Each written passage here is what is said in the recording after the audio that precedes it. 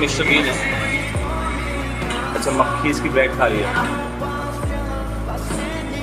ओ नहीं ये तो मार देंगे शायद भाई, मार देगा मार देगा। नहीं चलो मूड चेंज हो गया, आ गई शायद मक्खी को।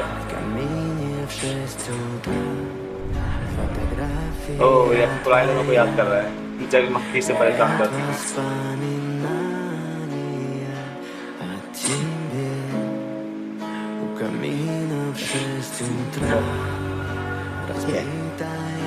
अरे वाह, मक्खी के लिए अलग बैग निकाल दिया। तुम भी खुश रहो, मैं भी खुश रहता हूँ खा के। वाह।